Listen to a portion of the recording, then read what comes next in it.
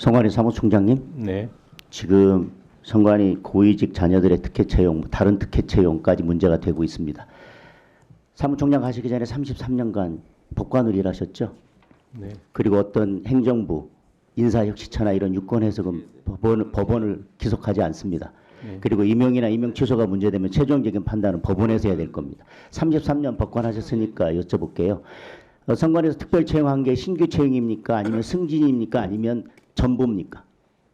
신규 채용이죠? 지금 채용 비리에서 나오는 것은 예. 경력 채용이라고 해서 경력 채용이지만 신규 채용이잖아요. 지방직 공무원을 국가직 공무원으로 네, 전환, 신규 채용. 그러니까 말하자면 전환이지만 신규 채용이죠. 실질적으로는. 법리적으로는. 그러니까 국가직으로는 신규 채용이라고 볼 수 있지만 국가직으로 그냥 전환한 것이 아니라 경력직을 신규 채용한 것이죠.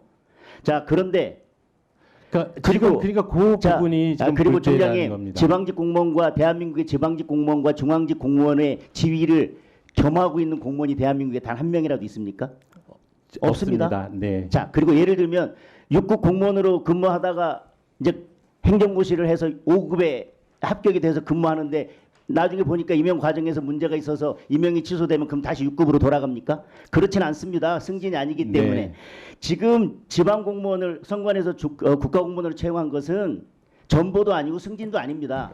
그런데 이거에 대해서 수사 의뢰를 했으면 지금 선관에서도 이걸 범죄 행위라고 생각을 하고 계실 텐데 왜 인사혁신처에 지금 특혜 채용이 문제된 고위직 자녀들이 지방직 네. 공무원의 지위가 유지되고 있느냐고 물어보신 겁니까?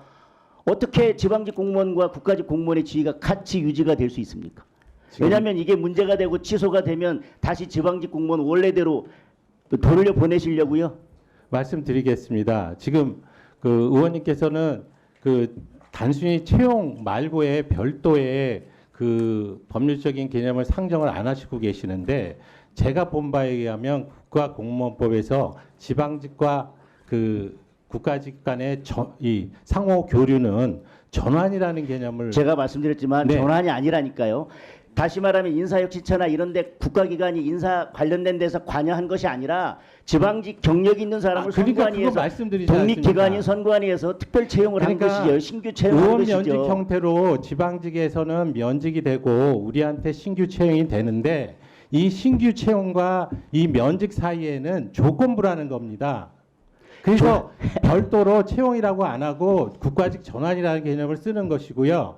그것 때문에 이 법률적 성질이 자, 중요한 거는 무엇이냐를 수사 좀 의뢰했다면 밝힐 이 필요가 특별 있다는 채용이 겁니다. 범죄 행위라는 건데 이 범죄 행위를 저지른 분들을 다시 지방직 공무원으로 돌려보낸다고 자, 하는 게 그리고 지금 국민들이 납득할 수 있겠습니까? 그 부분은 범죄행위라고 제가 본 게 아닙니다. 지금 감사원의 감사 결과를 우리 의원님들께서도 보셨지만 그 지금 해당 비리 채용과 관련된 채용자들은 감사원에서 어떠한 징계 조치 요구도 없었습니다. 그 취지는 뭐냐면 실질적으로 감사 결과를 보면 이들이 이 지금 비리 행위에 어떤 식으로 연루가 됐는지가 정확하게 밝혀지지가 않았습니다. 그럼에도 불구하고 지금 국민적 정서는 이 비리 채용에 관련된 사람이 정당하게 채용되지 않았으니까 이 사람이 이 국가직을 계속 수행하는 것이 이게 맞느냐라는 의문이 있어서 저희들도 이 부분을 중요하게 보고 있는 것이고요. 그래서 이 부분에서 본인이 책임질 부분이 있는지 없는지를 법률적으로 좀 더 검토하기 위해서 지금 임용 채용의 취소 조항을 지금 검토 중이고요. 그렇게 하려면 기본적으로 이들에게도 규책 사유가 있어야만 하는 것입니다. 그런데 감사원 감사 결과에서는 이들에 대한 규책 사유가 지금 밝혀지지가 않았어요. 그래서 저희도 내부적으로 이 공모 관계라든지 실제적으로 이 채용에 대한 부분을 지금 그렇기 때문에 제가 말씀을 드리지 않습니까? 감사원 감사 결과에 그런 내용들이 있으면 당연히 그 내용을 존중해서 처분을 하지요. 근데 감사 결과에는 이 10명에 대한 비리 행위가 없다는 겁니다. 그래서 이 부분을 우리가 공모 관계라도 더 밝혀서 실질적으로는 객관적으로 이 사람들이 어떤 행위가 감사원에서 밝혀지진 않았지만 그 과정에서 뭔가 더 공모적인 그런 행위라도 있으면 그 부분을 검토를 하겠다는 취지고요. 지금 그리고 저희가 자체적으로 자, 좀 줄여주시죠. 계속 질문하. 하여튼 한마디만 하겠습니다. 예, 예. 저는 기본적으로 이 비리 행위를 척결하기 위해서 사무총장으로 들어온 사람입니다. 제가 있는 한, 알겠습니다. 네. 제가 있는 한 이 부분은 그냥 넘어가지 않고 하여튼 법적으로 법적 절차, 그렇다고 해서 비리 행위가 법적 절차를 지키지 않아서 벌어진 일인데 국가가 거기에 대해서 어떤 조치를 하려면 저희들은 적법 절차를 지켜야 되지 않겠습니까?